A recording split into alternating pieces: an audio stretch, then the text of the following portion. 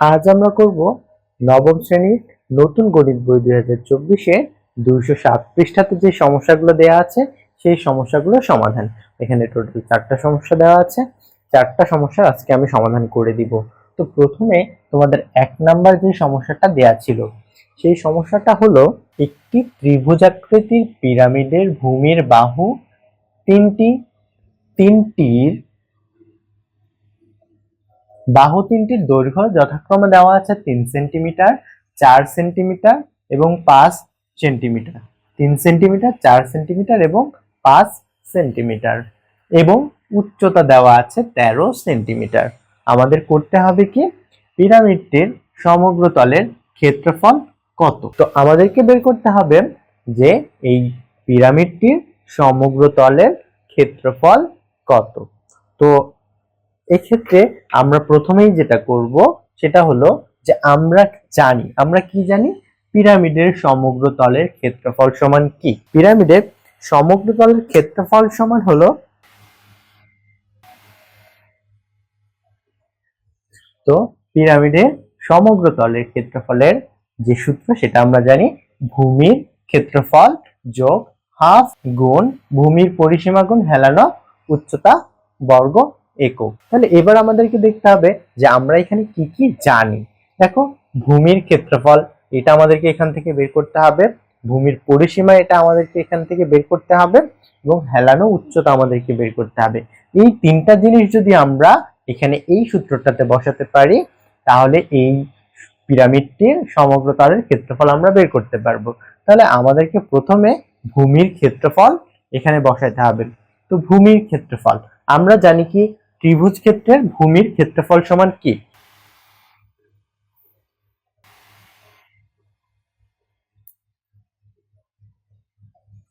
তো আমরা জানি ত্রিভুজ ক্ষেত্রের ক্ষেত্রফল সমান হলো হাফ গুণ ভূমি গুণের উচ্চতা। তো এই হাফ গুণ ভূমি গুণের উচ্চতা থেকে যদি আমরা ত্রিভুজ ক্ষেত্রের ক্ষেত্রফলটা বের করি সেই মানটা আমরা এখানে বসাবো, ভূমির পরিসীমা আমরা এখানে বসাবো, হেলানো উচ্চতা আমরা বসাবো। এই তিনটা মান আমরা এখানে যদি বসাতে পারি তাহলে আমরা ক্যালকুলেশন করলে এখানে সমগ্র তলের ক্ষেত্রফল, পিরামিডের সমগ্র তলের ক্ষেত্রফল আমরা পেয়ে যাব। তো প্রথমে আমরা ত্রিভুজ ক্ষেত্রের ক্ষেত্রফল, হাফ গুণ ভূমি গুণের উচ্চতা, এই সূত্র থেকে আমরা বের করব। তো এখানে তিনটা দৈর্ঘ্য দেওয়া আছে, যে একটা একটা পিরামিড, এই যে এরকম একটা ত্রিভুজ, এই ত্রিভুজের উপরে একটা পিরামিড আছে। এই যে পিরামিডটা এরকম, পিরামিড কেমন সেটা তোমরা জানো।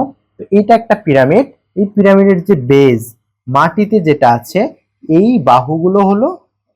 বাহুগুলোর দৈর্ঘ্য কিন্তু এখানে দেওয়া আছে। তো এই ত্রিভুজটার ক্ষেত্রফল আমাদেরকে বের করতে হবে। তো দেখো, আমরা যদি ধরে নিই যে এরকম একটা ত্রিভুজ আছে, একটার দৈর্ঘ্য দেওয়া আছে 3, একটা বাহুর দৈর্ঘ্য দেওয়া আছে 4, একটা বাহু দেওয়া আছে 5। তো এই যে এইটার উচ্চতা কত সেটা কিন্তু আমরা জানি না। এই উচ্চতা, এটা যদি একটা সমকোণী ত্রিভুজ হতো তাহলে এটা যদি 3 হতো, এটা 4 হতো, এটা 5 হতো, তাহলে কিন্তু আমরা সিম্পলি বলতে পারতাম যে এইটা উচ্চতা। যদি সমকোণী ত্রিভুজ হতো লম্বটাকে আমরা উচ্চতা ধরে নিতে পারতাম। তো এইখানে দেখো, এই যে 3, 4, 5, এইটাকে আমাদের দেখেই মনে হচ্ছে যে এটা সহজেই পিথাগোরাসের সূত্রের সাহায্যে কিন্তু আমরা ব্যাখ্যা করতে পারি যে ত্রিভুজের অতিভুজের উপর অঙ্কিত লম্ব সমান ত্রিভুজের লম্বের উপর অঙ্কিত লম্ব আর ভূমির উপর অঙ্কিত লম্বের সমষ্টির সমান। আমরা যদি এই বাহুগুলোকে ধরি বাহু তিনটি, দৈর্ঘ্য যদি ধরি a সমান 3, b সমান 4 আর c সমান 5 সেন্টিমিটার যদি ধরি, অতএব a স্কয়ার যোগ b স্কয়ার সমান c স্কয়ার, বা 3 স্কয়ার যোগ 4 স্কয়ার সমান 5 স্কয়ার, বা এখানে কিন্তু 25 হয়, এখানেও কিন্তু 25 হয়।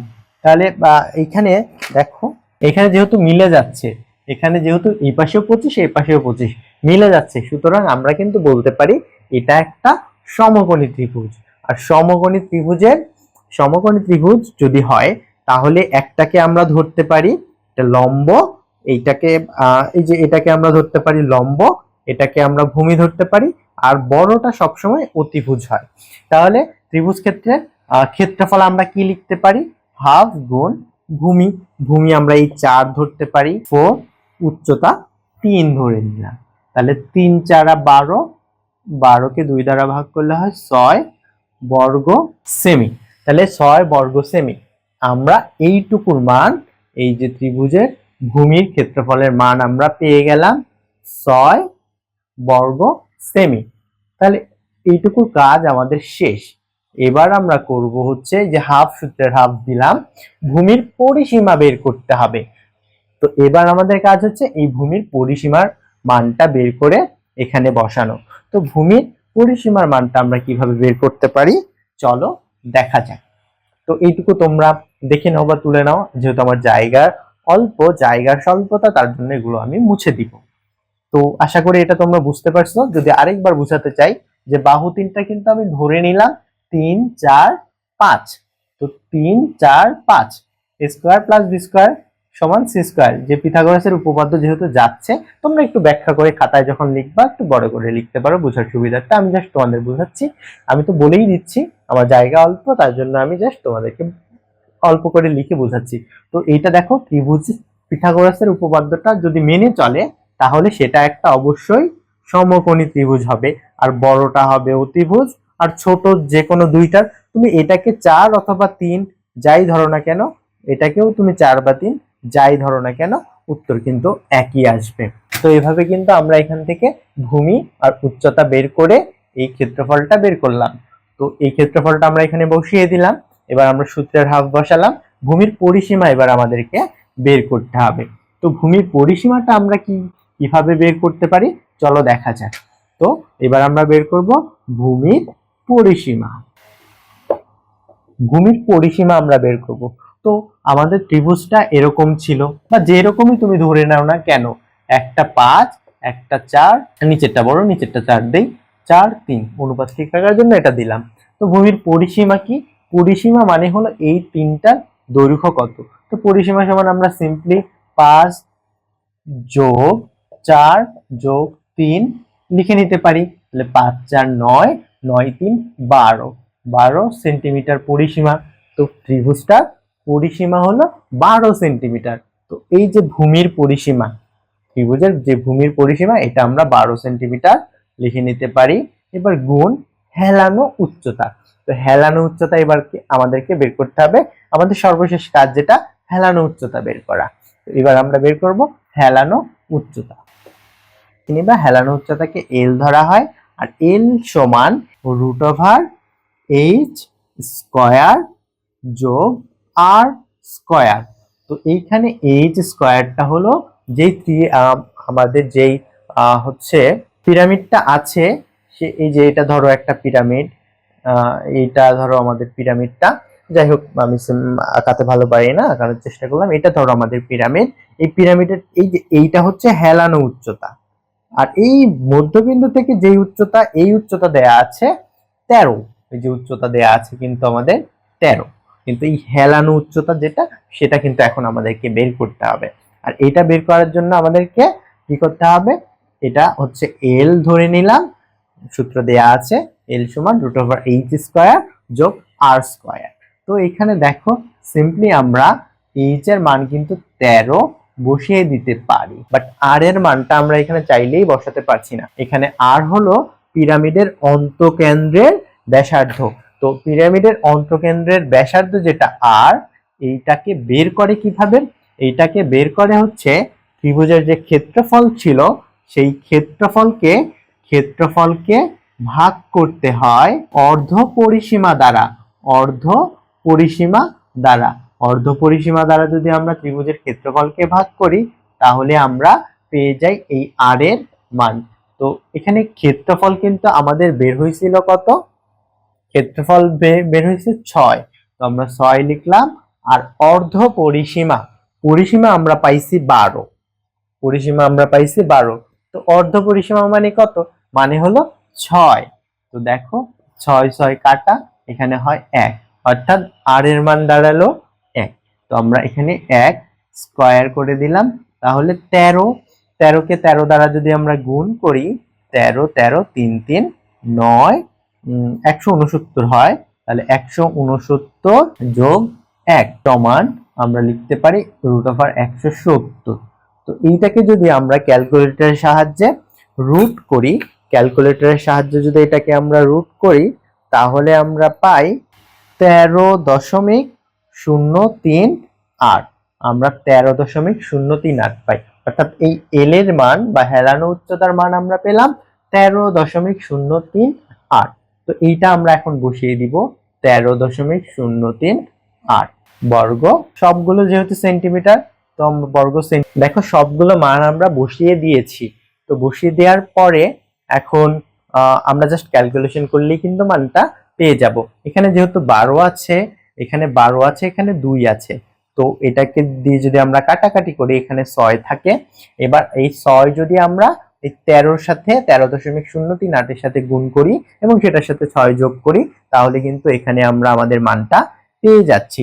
তাহলে এখানে 6 যদি আমরা 13.038 এর সাথে গুণ করি, তাহলে আমরা পাই 78.238 বর্গ সেমি। এটা কিন্তু আমরা পাই। তো এবার দেখো আমরা কি করব, এটাকে এটার সাথে যদি যোগ করি তাহলে আমরা পাই 84.238 বর্গ সেমি। তাহলে দেখো এই অঙ্কটা আমরা খুব সহজেই করে ফেললাম, যে আমাদের পিরামিডটির সমগ্রতলের ক্ষেত্রফল বের করতে বলা হয়েছিল। তো সমগ্রতলের ক্ষেত্রফল হলো ভূমির ক্ষেত্রফল যোগ হাফ গুণ ভূমির পরিসীমা গুণ হেলানো উচ্চতা বর্গ একক। তো আমরা ভূমির ক্ষেত্রফল আগে বের করে নিয়েছিলাম, সেটা আমরা বসিয়ে দিয়েছি। যোগ যোগ চিহ্ন ছিল সূত্রের যোগ, আমরা দিয়েছি, হাফ ছিল হাফ দিয়েছি। তারপর ভূমির পরিসীমা আমরা বের করেছি কিভাবে সেটাও দেখিয়েছি। তারপরে গুণ হেলানো উচ্চতা কিভাবে আমরা বের করেছি, হেলানো উচ্চতা কিভাবে বের করেছি সেটাও আমরা দেখিয়েছি। তারপরে আমরা যখন এই পুরো ক্যালকুলেশনটা করলাম তখন আমরা পেলাম 84.238 বর্গ সেন্টিমিটার। তো এইটাই হলো তোমাদের কাঙ্ক্ষিত, এই অঙ্কটার কাঙ্ক্ষিত উত্তর। এবার আমরা করব তোমাদের বইয়ের 2 নাম্বার যে সমস্যাটা ছিল 207 পৃষ্ঠাতে সেটি। তো 2 নাম্বার সমস্যাটা আমি লিখে রেখেছি, চলো দেখা যাক। তোমরা অবশ্যই বই বের করে বইয়ের সাথে মিলাবে। একটি সুষম ষড়ভুজাকৃতির পিরামিড সদৃশ মিনারের ভূমির প্রত্যেক বাহুর দৈর্ঘ্য 4.8 মিটার। যেই পিরামিড সদৃশ যে মিনারটা আছে সেটা ষড়ভুজাকৃতির এবং তার প্রত্যেকটা বাহুর দৈর্ঘ্য হলো 4.8 মিটার এবং মিনারটির উচ্চতা 15 মিটার। মিনারটির পার্শ্বতলগুলোর ক্ষেত্রফল এবং সমগ্র তলের ক্ষেত্রফল নির্ণয় করো। তো আমরা পূর্বের অঙ্কের মতো আবার সূত্রটা লিখে রেখেছি। দেখো, পিরামিড আকৃতির মিনারের পার্শ্বতলের ক্ষেত্রফল হলো হাফ গুণ ভূমির পরিসীমা ইন্টু হেলানো উচ্চতা বর্গ একক। পার্শ্বতলের ক্ষেত্রফল যদি আমরা বের করতে চাই তাহলে আমাদের করতে হবে কি, এই ভূমির পরিসীমাটা আমাদেরকে এখানে বসাতে হবে এবং হেলানো উচ্চতাটা এখানে আমাদের বসাতে হবে।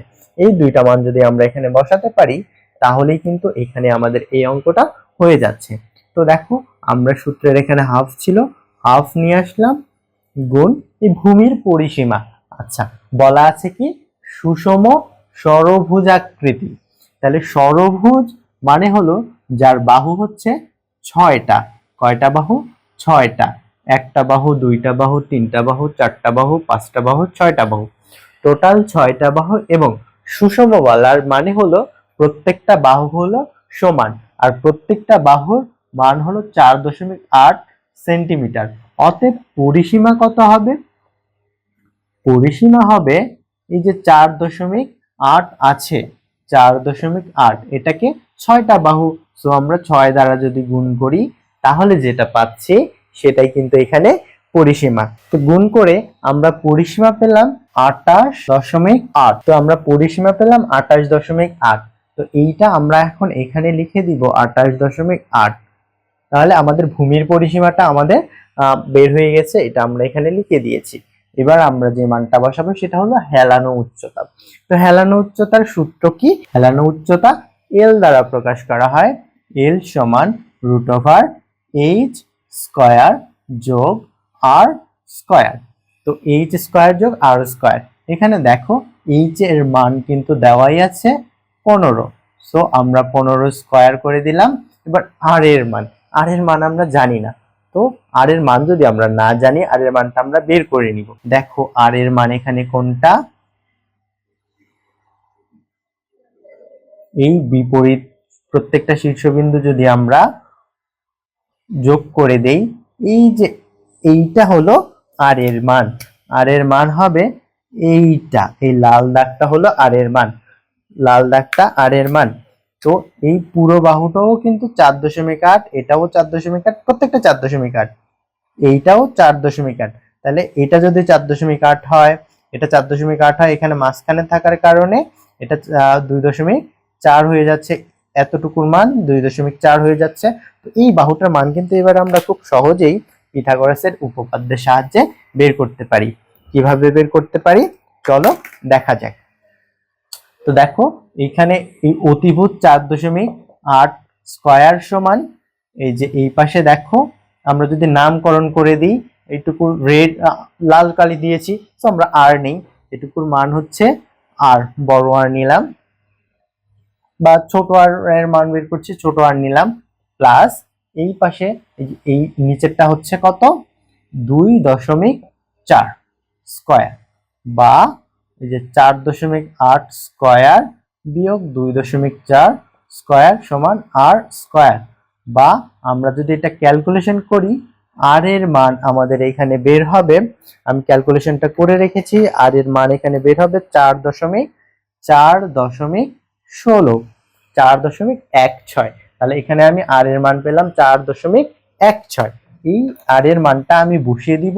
এবার আমি এই সমীকরণটাতে জাস্ট আর এর মানটা বসিয়ে দিব, তাহলে 4.16 এই মানটা আমি বসিয়ে দিলাম।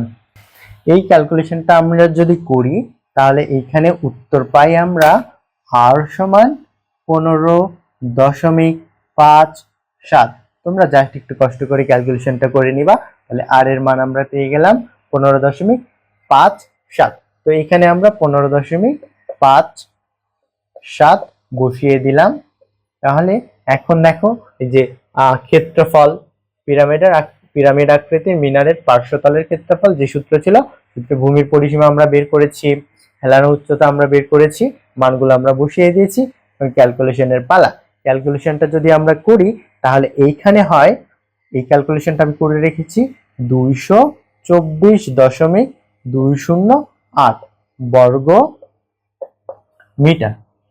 তাহলে এইটুকু আমাদের কাজ হয়ে গেল, খুব ইজিলি কিন্তু এই অঙ্কটুকু আমরা করে ফেলতে পারছি। এবার আমরা দেখবো এই যে সমগ্র তলের যে ক্ষেত্রফল আছে এটা আমরা কিভাবে বের করতে পারি। দেখো সমগ্র তলের ক্ষেত্রফল বের করার জন্য আমাদের কিন্তু ভূমির ক্ষেত্রফল এটার সাথে যোগ করতে হবে হাফ ইন্টু ভূমির পরিসীমা গুণ হেলানো উচ্চতা। তো এই জিনিসটি দেখে যদি তোমরা খেয়াল করো তাহলে দেখতে পাবা যে আমরা কিন্তু এইটুকু অলরেডি বের করেছি, যে হাফ গুণ ভূমির পরিসীমা গুণ হেলানো উচ্চতা। তো এইটার মান পাইছি আমরা, যেটা এই মানটা কিন্তু আমরা এইখানে বসিয়ে দিতে পারি। এইটার বদলে কিন্তু আমরা 224, বড় করে লিখি, 224.208 বসিয়ে দিতে পারি। আমাদের এখন ভূমির ক্ষেত্রফল বের করতে হবে। তো ভূমির ক্ষেত্রফল বের করার জন্য এই যে আমাদের যেই ষড়ভুজ আকারটা ছিল, তো এটা এরকম ছিল অনেকটা। তো এইখানে যেই ত্রিভুজ ছিল 1 2 3 4 5 6টা, তো এই 6টা আমরা যদি একটা ত্রিভুজের ক্ষেত্রফল বের করতে পারি এবং তাকে যদি আমরা 6 দিয়ে গুণ করি, তাহলে কিন্তু আমরা সমগ্র এই যে ভূমির যে ক্ষেত্রফলটা আছে এটা কিন্তু আমরা বের করতে পারি। তো আমরা আগেই দেখেছি এখানে যদি আমরা বের করতে চাই তাহলে হাফ গুণ ভূমি গুণ উচ্চতা সূত্র থেকে আমরা বের করতে পারি, ভূমি গুণ উচ্চতা এই সূত্র থেকে কিন্তু আমরা বের করতে পারি। তাহলে হাফ গুণ ভূমি কিন্তু এইখানে এইটা সবগুলো বাহুই তো 4.8, তো 4.8। উচ্চতা আমরা আগের অঙ্ক থেকে পাইছিলাম 4.16। তো এইটাকে যদি আমরা গুণ করি তাহলে এখানে আমরা মান পাই 59.904। আমি করে রেখেছি। তো এটাকে যদি আমরা করি মান পাই 59.904 বর্গ মিটার। তো তো এই মানটা যদি আমরা এখন এইখানে যে ভূমির ক্ষেত্রফল এখানে বের করলাম, সমগ্র ভূমির ক্ষেত্রফল, আচ্ছা এখানে আসলে এই যে 6 দ্বারা গুণ করতে হবে। 6 দ্বারা কেন গুণ করব? কারণ এখানে একটা, এইটুকু হলো একটা ত্রিভুজের ক্ষেত্রফল, আর 6 দ্বারা গুণ করলে আমরা 6টা ত্রিভুজের ক্ষেত্রফল পেয়ে যাই। তো 6টা ত্রিভুজের ক্ষেত্রফল হলো 59.9004 বর্গমিটার। তো এটা যদি আমরা এখন বসিয়ে দিই 59.904 বর্গমিটার, তাহলে আমরা যে মানটা পাই, এটা আমি করে রেখেছি, এটা হবে 284.112। তাহলে সমগ্র তলের ক্ষেত্রফল আমরা পাচ্ছি 284.112 বর্গ মিটার। এটাই হচ্ছে তোমাদের উত্তর। তো আশা করি এই অঙ্কটা তোমরা খুব ভালো মতো বুঝতে পারছো। তো ভিডিওটা বড় হয়ে যাওয়ার কারণে বাকি দুইটা সমস্যার সমাধান আমি এই ভিডিওতে দিচ্ছি না। বাকি দুইটা সমস্যার সমাধান আমি করে লিংক ডেসক্রিপশন বক্সে দিয়ে রাখবো, সেখান থেকে তোমরা দেখে নাও। ধন্যবাদ।